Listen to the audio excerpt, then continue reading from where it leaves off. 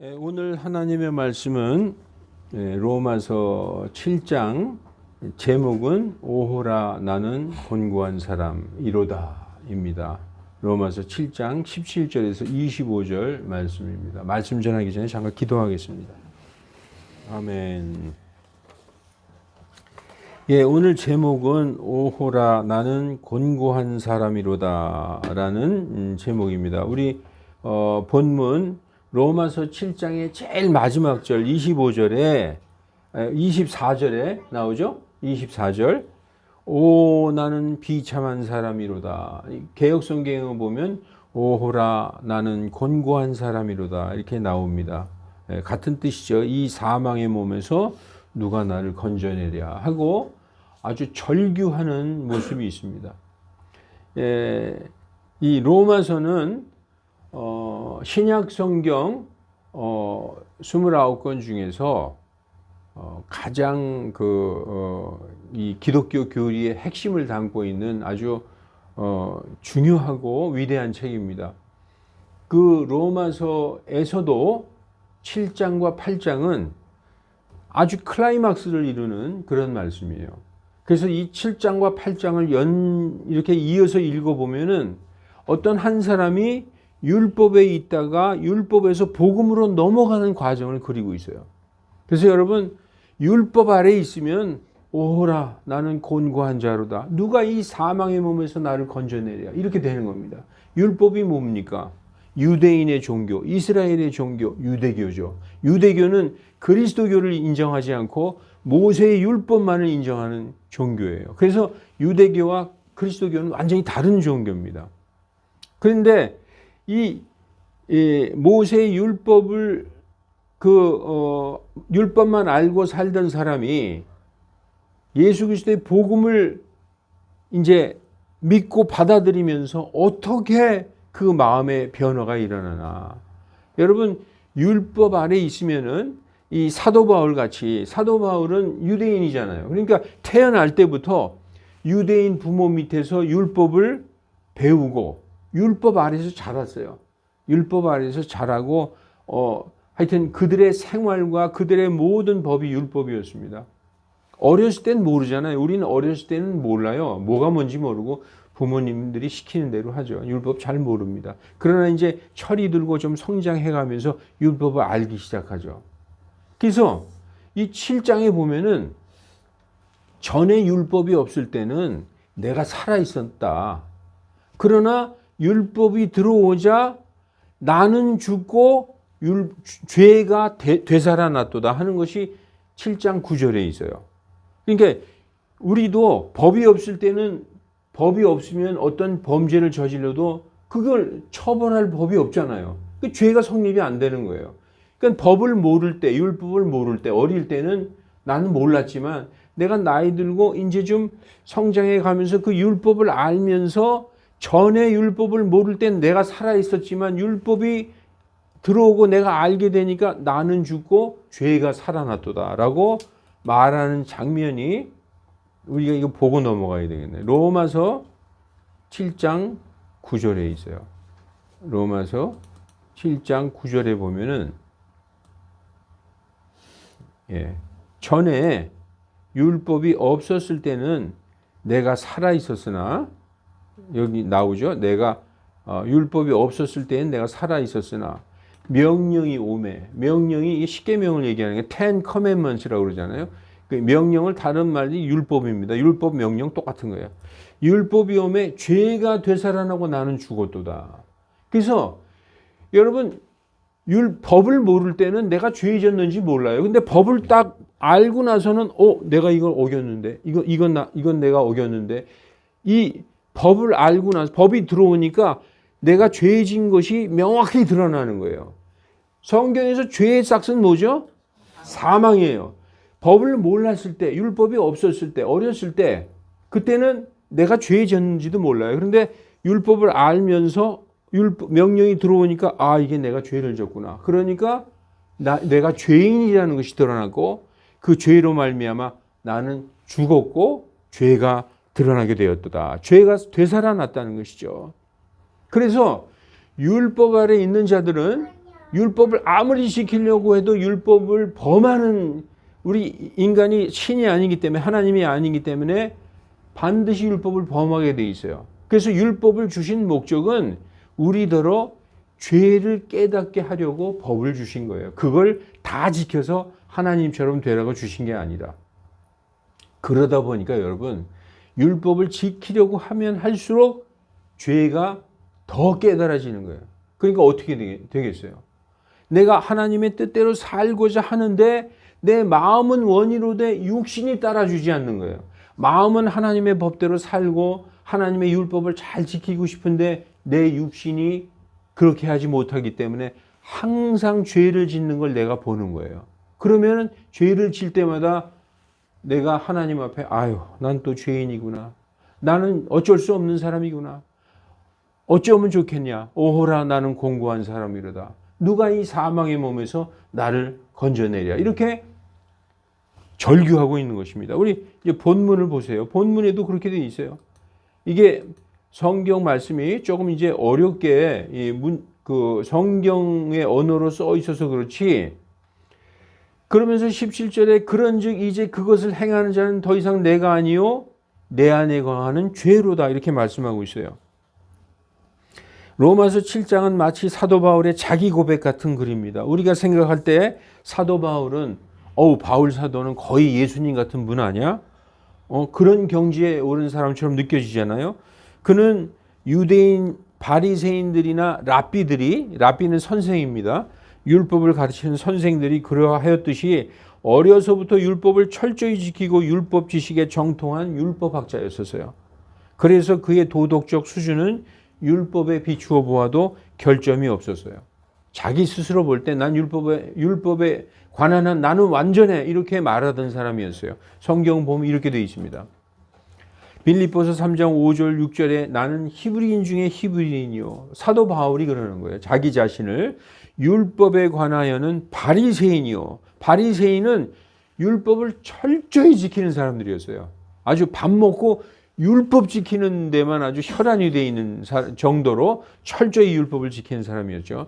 그리고 열심으로는 교회를 핍박하였고 사도 바울은 초창기에 그리스도인들을 잡아가서 관가에 넘겨주는 일을 했었어요. 그래서 처음에 자기가 알지 못할 때 열심으로 교회를 핍박하였고 율법에 있는 의에 관하여는 흠이 없는 자로다. 자기는 율법을 철저하게 지켰다 이렇게 얘기하고 있는 것입니다. 그러나 여러분 그가 율법을 그렇게 철저하게 지켰다 하더라도 그는 우리와 똑같은 성정을 가진 사람일 뿐입니다. 인간이기 때문에 죄를 지을 수밖에 없는 연약함을 가지고 있다는 것입니다. 다시 말해서 우리와 똑같이 여러분과 저와 똑같이 죄의 속성을 지닌 인간에 불과하기 때문에 그도 죄를 지을 때가 있었다는 거예요. 죄를 짓는다는 의미는 뭐예요? 율법을 범했다는 거예요. 자기 입으로는 나는 율법에 관하여는 흠이 없는 자로다 암만 얘기했지만 살다 보면 반드시 율법을 어길 때가 있다는 것입니다.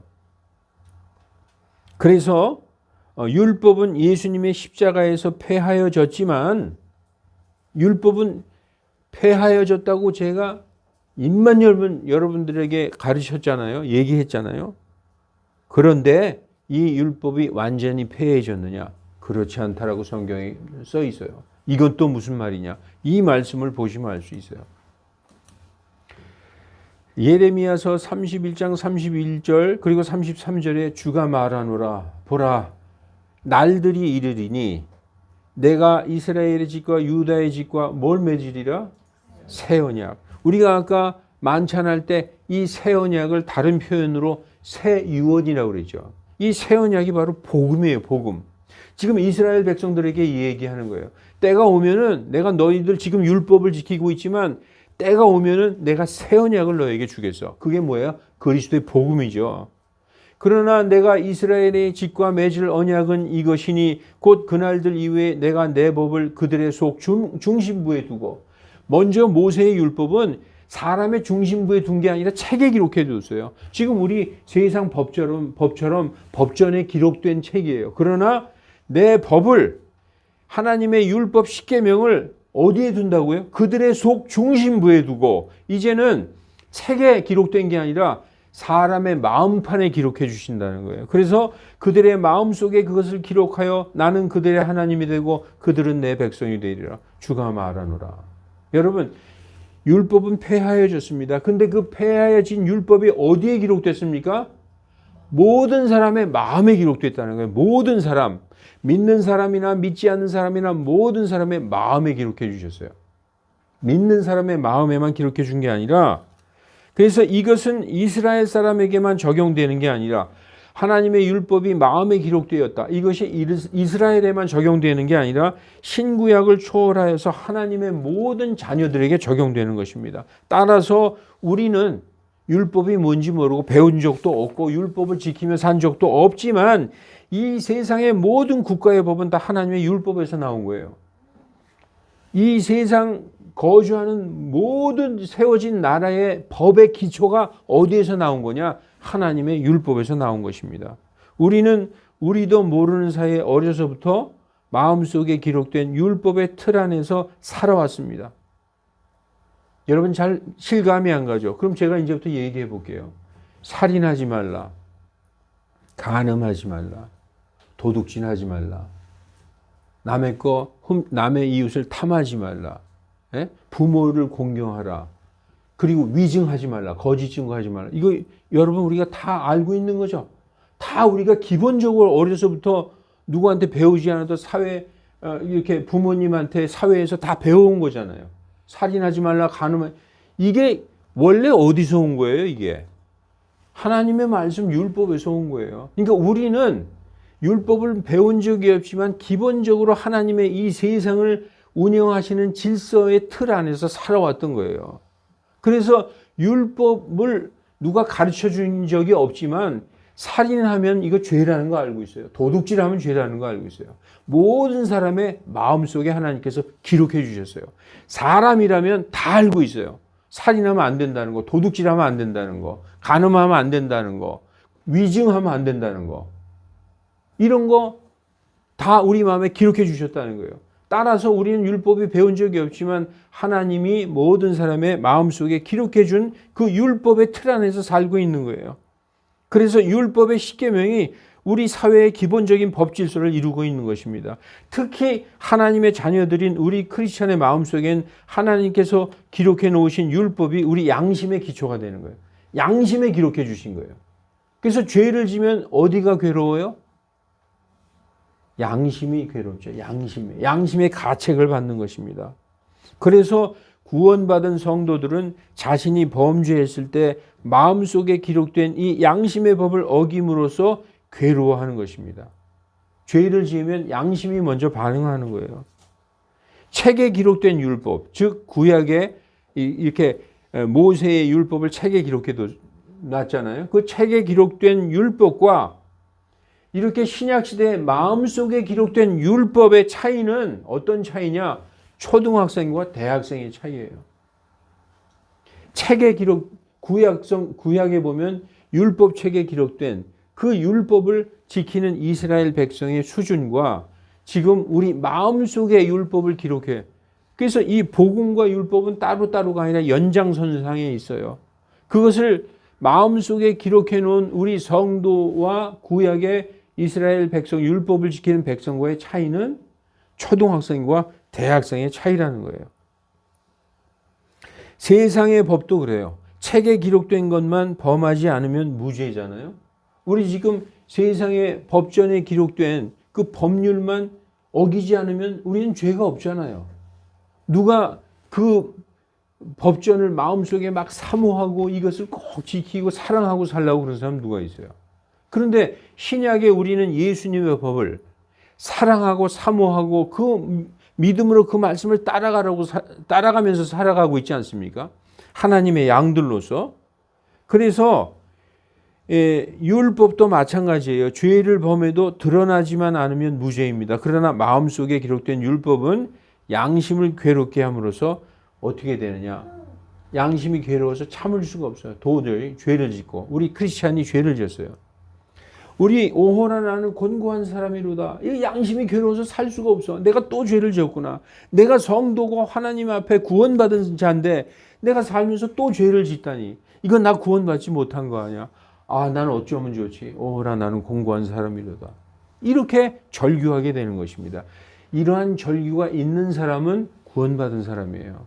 여러분 그런 경험이 있어요? 아, 내가 또 죄를 졌네. 내가 이거 크리스찬 맞아. 이러고도 내가 하나님 믿는 사람이야? 나는 아닌가 봐. 내가 어떻게 해야 되냐?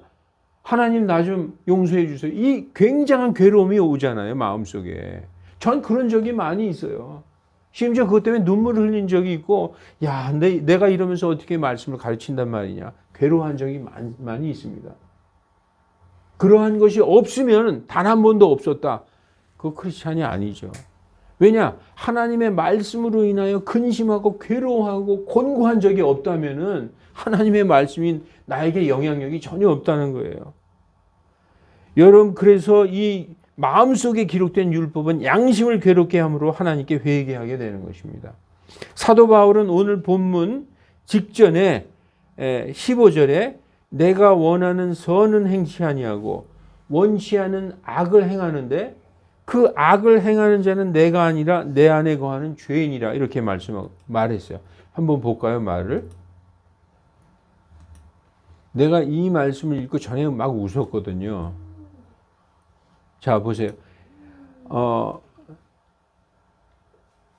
그런즉 만일 내가 원치 아니하는 그것을 내가 행하면, 여기 17절, 그런즉 이제 그것을 행하는 자는 더 이상 내가 아니요 내 안에 거하는 죄인이라 이렇게 얘기하고 있어요.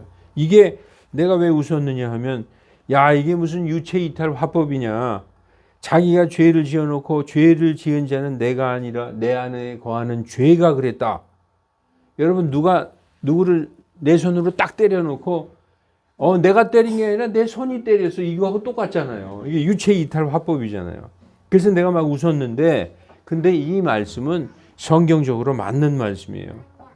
사람의 육체에, 우리 몸 안에 죄가 거하기 때문에 사람은 마음으로는 하나님의 말씀대로 살고 싶어도, 우리가 다 그렇잖아요. 누가 하나님을 대적하면서 살고 싶은 사람이 누가 있어요? 그러면 여기 왜 예배드리러 와요? 하나님의 말씀대로 살아야지. 하나님의 거룩한 말씀대로 살고 싶어. 마음은, 그러나 마음은 원이로되 육신이 따라주질 않는 거예요. 그래서 하나님의 말씀대로 살고 싶어도 죄를 짓고 싶어 하는 이 육체의 소욕 때문에 결국은 마음과 육신의 소욕이 싸우다가 어딜 따라갈까요? 육체를 따라가요. 육체. 그래서 결국은 죄가 이긴다는 거예요.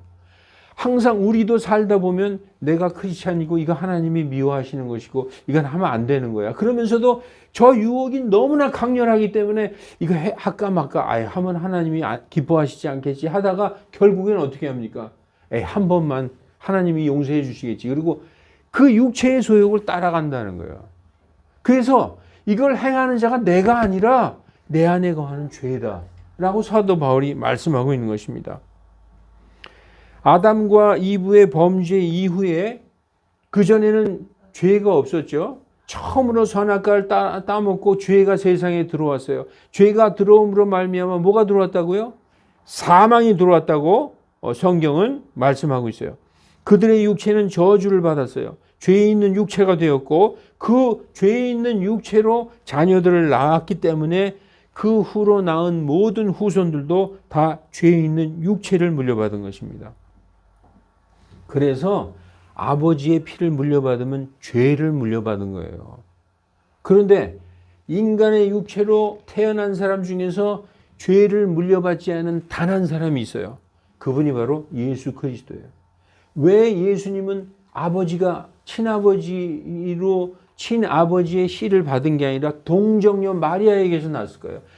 친아버지가, 육신의 아버지가 있다면 그도 죄인이에요. 그러나 죄 있는 아버지의 피를 물려받지 않고 성령으로 잉태돼서 동정녀 마리아에게서 났기 때문에 그는 육신의 아버지의 피를 물려받지 않았어요. 누구의 피를 물려받았냐? 하나님의 피죠. 사람의 피를 물려받았으면 그건 무조건 죄인이에요. 왜냐? 아담과 이브가 죄 있는 육체로 자녀들을 낳았기 때문에 쭉 그 죄 있는 육체, 지금 우리까지 이어져 온 것입니다. 그래서 모든 사람은 죄 있는 피를 갖고 태어나서 죄를 짓게 되는 것입니다. 그래서 여러분 오늘 본문에 보십시다. 죄가 어디에 거한다고요? 죄가 어디에 거하느냐. 여기 오늘 18절 보십시다. 그것을 행하는 자가 내가 마음으로는 하나님의 말씀을 따라 살고 싶어. 그런데 결국은 내 육신의 뜻대로 항상 육신의 소욕에 져서 죄를 져. 그런데 그 죄를 짓는 것은 내가 아니라 내 안에 있는 죄야. 그러면서 18절에 내 안에 내 육신 안에 선한 것이 거하지 않은 줄을 내가 아는데 원함은 내게 있으나 하나님의 말씀을 지키고자 하는 그 원함은 내게 있으나 그 선한 하나님의 말씀을 어떻게 행할지 내가 찾지 못한다.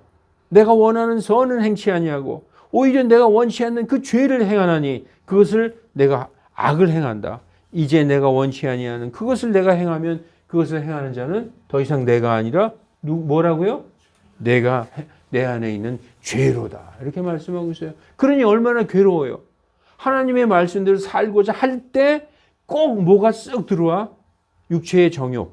그래서 둘이 싸우다 보면 하나님의 뜻대로 살고자 하는 마음이 항상 져서 육체의 정욕이 이겨서 죄를 범하게 된다는 거예요. 그러니까 사도 바울이 생각할 때 나는 어떻게 하면 좋겠느냐.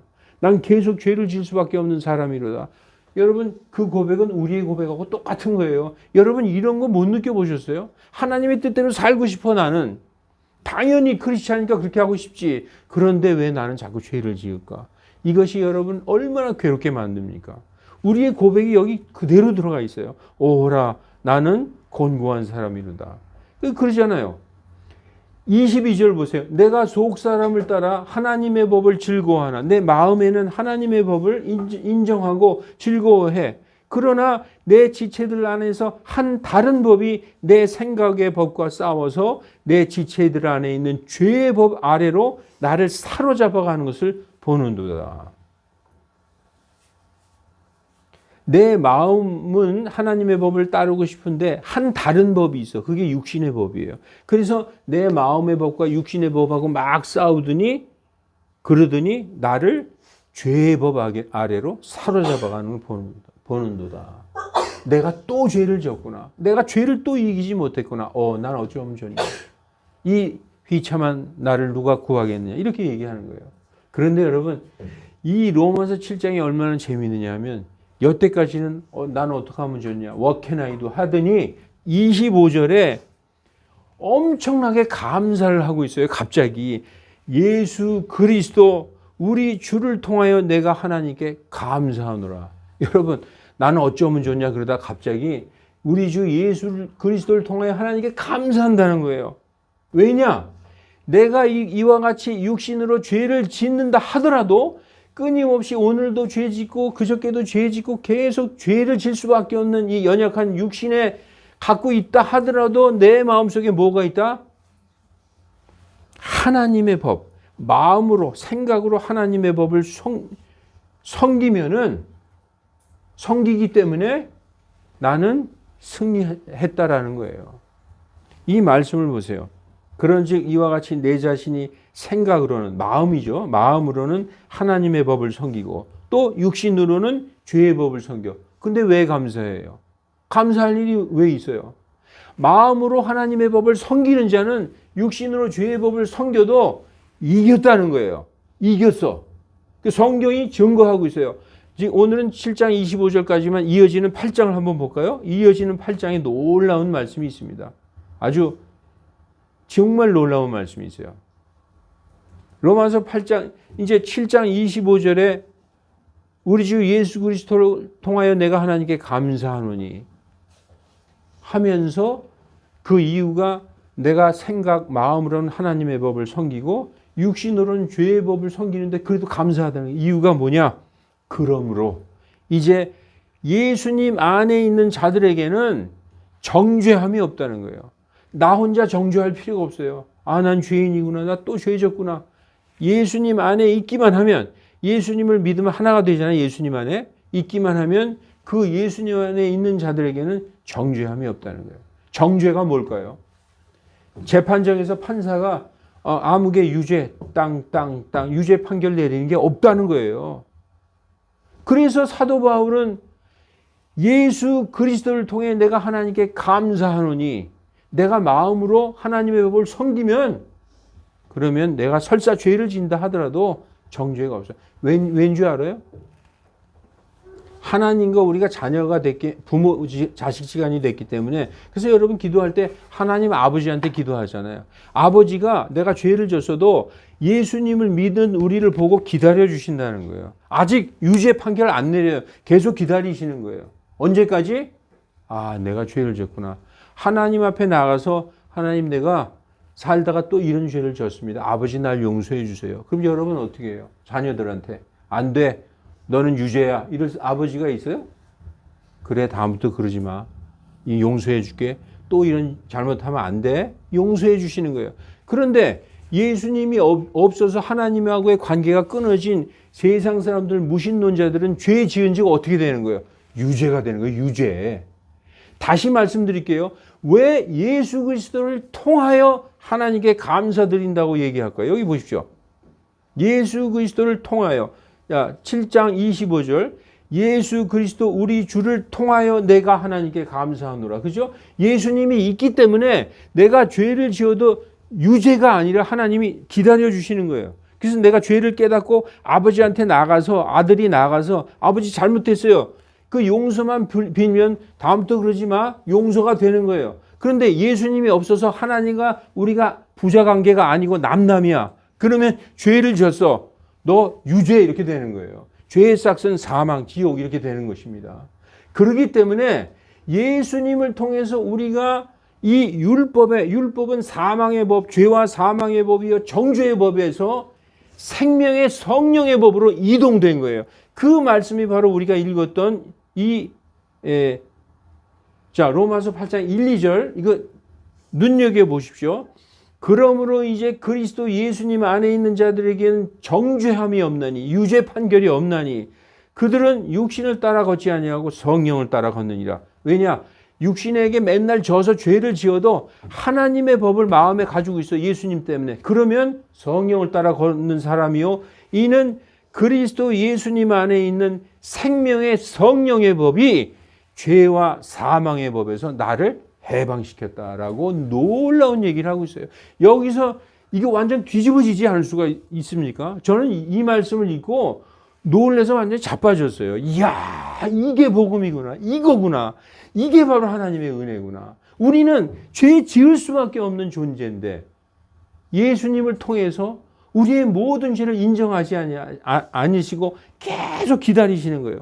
회개할 때까지. 회개만 하면 오히려 하나님이 우리를 기다리고 있어요. 우리는 죄 짓고 뻗팅기고 있는데 하나님이 너 언제 나한테 나올래? 기다리고 있어요. 아버지가. 아들놈의 새끼는 지 멋대로 돌아다니면서 나쁜 짓 하고 있지 아버지는 계속 기다리고 있는 거예요. 기다려서 아버지한테 가기만 하면 탕자가 자기 멋대로 돌아다니고 죄 짓다가 아버지한테 가기만 하면 아버지가 맨발로 뛰어나와서 얼싸안고 가락지를 끼워주고 목에 입을 맞추고 내 아들 어서 오너라 하고 반겨주신다는 거예요. 여러분, 그래서 예수님을 믿었다는 이 자체는 그냥 뭐 믿고 이 정도가 아니라 완전히 바뀐 거예요. 죄 짓고 지옥에 갈 수밖에 없는 존재, 육신의 소욕에 맨날 져서 죄를 지을 수밖에 없는, 내가 죄의 법 아래로 사로잡혀가는 것을 보는도다 하는 이 존재가 하나님이 항상 용서하고 기다려주는 그 아들이 되었다는 거예요. 그래서 우리를 전에 항상 정죄하고 사망으로 이끌어가던 죄와 사망의 법에서 나를 해방했다. 뭐가? 그리스도 예수님 안에 있는 생명의 성령의 법이에요. 따라서 여러분, 살다가 죄를 져요. 그리고 내 자신이 내가 싫어. 나는 크리스찬도 아니야. 막 내가 너무 미워. 가만히 생각하다가 예수님의 십자가, 그걸 통해서 하나님의 다시 나가시기 바랍니다. 그러면은 거기에 은혜가 있고 기쁨이 있고 얼마나 큰 죄를 졌다 하더라도 하나님이 얼마든지 받아주시는 거예요. 그거 나가지 않는 게으른 자가 되지 말고 항상 하나님 앞에 나가시는 자가 되길 바랍니다. 이제 제가 이제 말씀을 마치겠습니다. 사랑하는 형제자매 여러분, 오늘 사도 바울처럼 오호라 나는 곤고한 사람이로다. 누가 이 사망의 몸에서 나를 건져내려 하고 괴로워한 적이 있죠. 죄 때문에 그렇게 비참한 마음으로 괴로워한 적이 있다면 여러분은 구원받았다는 증거예요. 구원받지 않았으면 괴롭지 않아요. 그 말씀이 나하고 상관이 없기 때문에 아무런 괴롭지 않아요. 그게 바로 구원받은 증거입니다. 왜냐하면 오늘 본문 말씀대로 육신은 죄를 지어도 마음이 하나님을 섬기는 증거이기 때문입니다. 여러분 우리는 보물을 가지고 있어요. 이 세상 전부를 줘도 바꿀 수 없는 진짜 보물. 그게 뭐예요? 예수 그리스도. 이 끝만은 놓치지 마시기 바랍니다. 이거 붙들고 있으면 천국에 가는 거예요. 예, 기도하겠습니다. 거룩하신 하나님, 우리는 아무리 예수님 믿고 구원받았다 하더라도 육신을 입고 있는 한 죄를 지을 수밖에 없는 연약한 존재들입니다. 때로는 그래서 크리스찬들이 손가락질을 받기도 합니다. 교회 다닌다면서 죄를 짓는다고, 교회 다닌다면서 어째 그리 사랑이 없느냐고, 교회 다니면서 어찌 그렇게 싸우고 욕하냐고, 그렇게 손가락질을 받을 때도 있습니다. 조용히 돌아와서 혼자 앉아서 생각하면 그렇게 비참하고 곤고할 수가 없는, 참으로 우리 자신이 돌아봐도 너무나 비참한 크리스찬의 모습입니다. 그러나 오늘 이 말씀에서 곤고하게 우리 자신을 정죄했던 우리 자신이 정말 예수 그리스도를 통하여 하나님께서 우리를 용서하여 주시고 그리스도 예수님 안에 있는 생명의 성령의 법으로 나가기만 하면 하나님께서 용서해 주신다는 이 놀라운 복음의 비밀을 하나님께서 우리에게 말씀해 주셨습니다. 이제는 자신을 정죄하지 말고 하나님이 예수님을 보내주셔서 이 예수님을 통하여 내가 언제든지 아버지께 나갈 수 있다는 이 굳건한 끈을 놓지 않는 우리 모두가 되게 하나님 은혜 베풀어 주시옵소서. 감사드리며 주 예수 그리스도의 이름으로 기도하옵나이다. 아멘.